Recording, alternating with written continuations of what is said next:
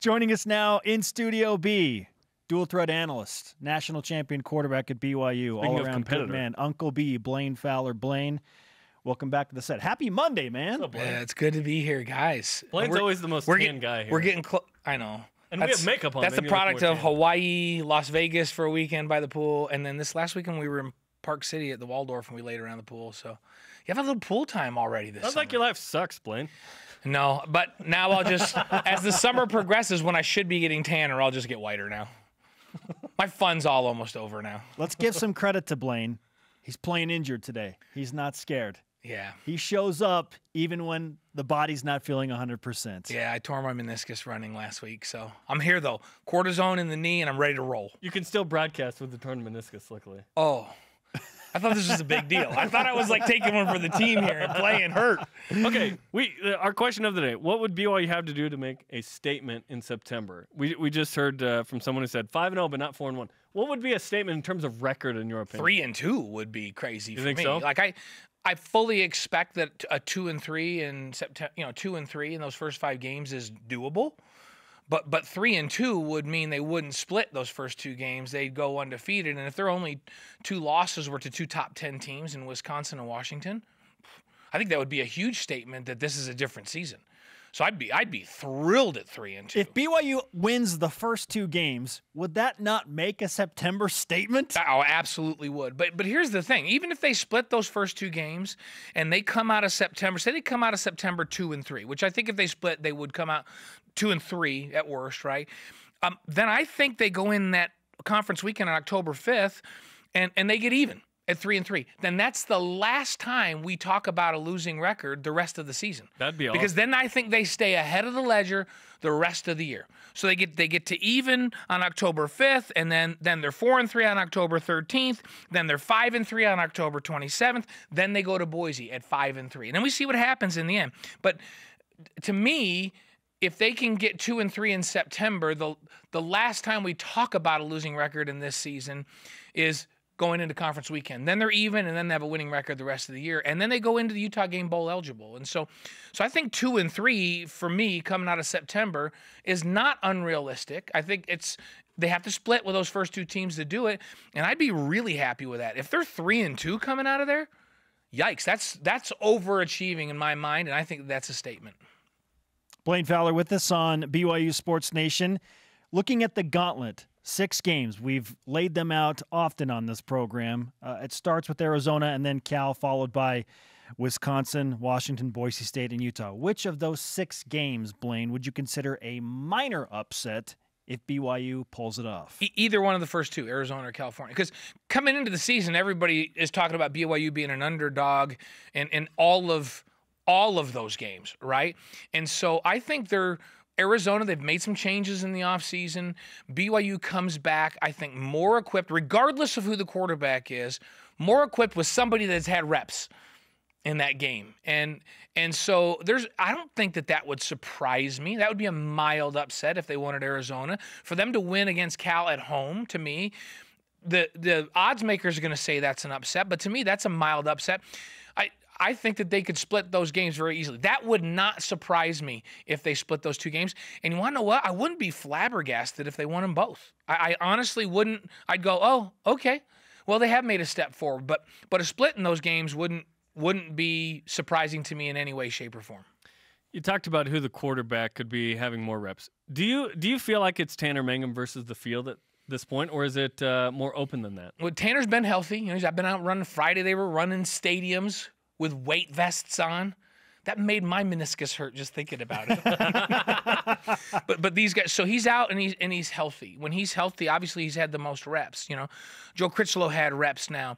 Bo looked really, really good, and then he was hobbled a little bit in spring. So to me, this quarterback race is about who's healthy.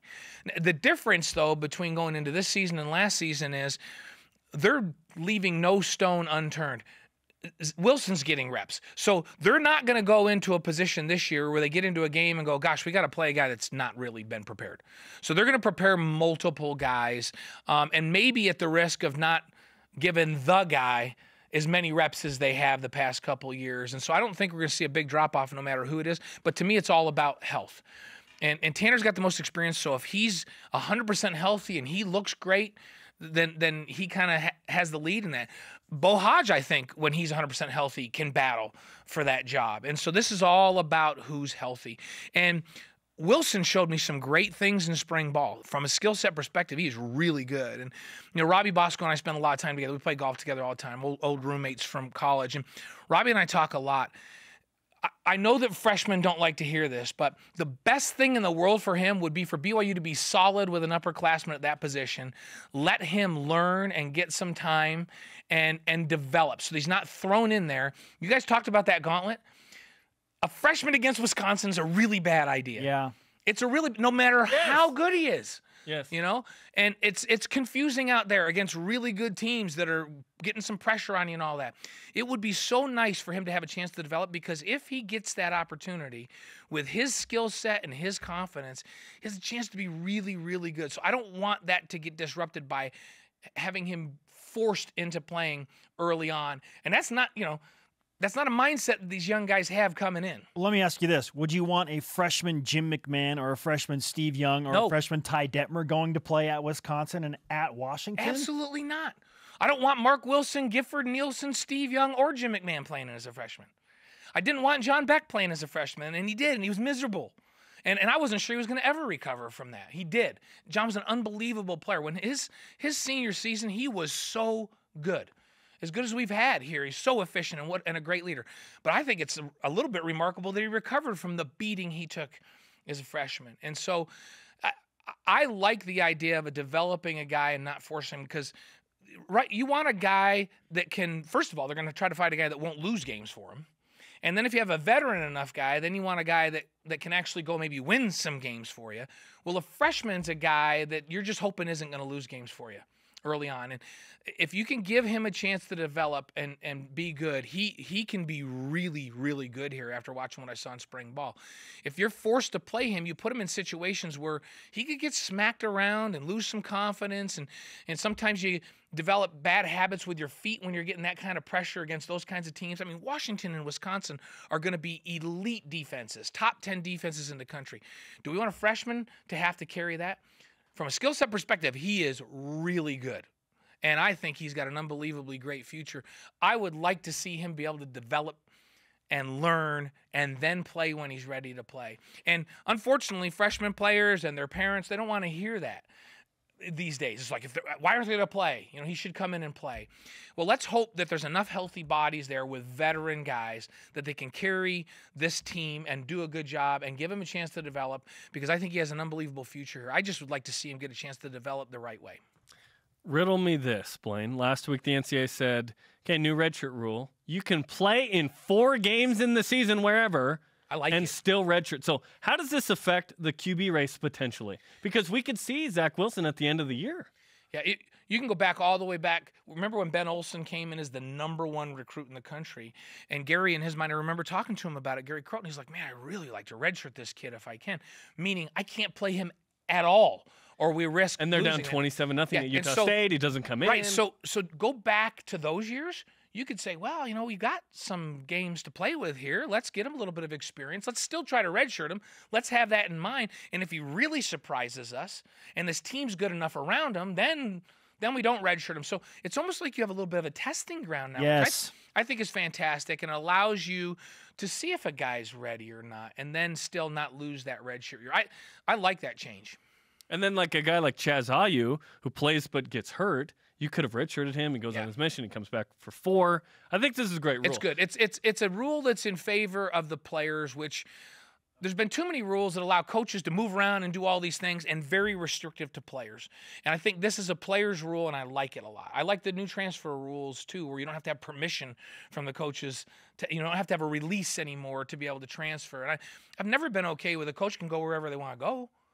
But a player is bound, and the coach can say, nope, you can go anywhere you want, but I'm not going to sign a release for you to go there. Yeah, then you get these weird feelings. Norm Chow's like, Michael Wadsworth, you can't go to BYU. I really like... Because Norm's mad at BYU. Yeah, like, what? I really like these changes. I think it's fair to the players. Now, you can't just have open, you can go anywhere you want with players, because then Ohio State and Alabama just keep getting better. They just take everybody's good guys. without some They're type going to do that anyway. right. They still, probably. and that's having guys having to sit out a year. So you just can't have an open transfer rule where they can go and there's no penalty, there's no sit out. But because then college football, there's a huge disparity between the haves and the not haves. So that has to be there. But I like these subtle changes this offseason. I think it's in favor of players, and it's a good thing. BYU football and basketball analyst Blaine Fowler with us on BYU Sports Nation. Let's switch things up to basketball before we wrap up, Blaine. Nick Emery, we found out last week, has been fully reinstated to the BYU basketball program with a caveat that he will sit out the first 9 games for his role in some NCAA infractions. What kind of impact do you expect from Nick Emery upon his return to BYU basketball? I think it was really important for them to get him back with Eli going. And the reason is you've got to have somebody on the floor down the stretch in games that just wants the basketball in their hands. It's a confident guy that says, hey, listen, I can carry you. Hey, we're having a scoring drought. Put the ball in my hands, and I can do this for you.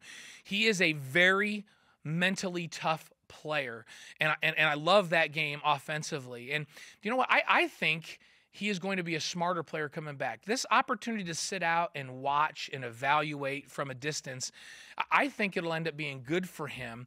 And you watch. If he is not a better defender when he comes back, I will be surprised. Because I think physically, he has the ability to be a good defender. He's got a really strong lower body. He's got good lateral quickness. His strength allows him to redirect people in the open court and transition defense. And so I think he can be as good as he wants to be defensively. You know, his first year, he really focused on the offensive end. I think he can be a lights-out offensive player, but maybe a little smarter with shot selection.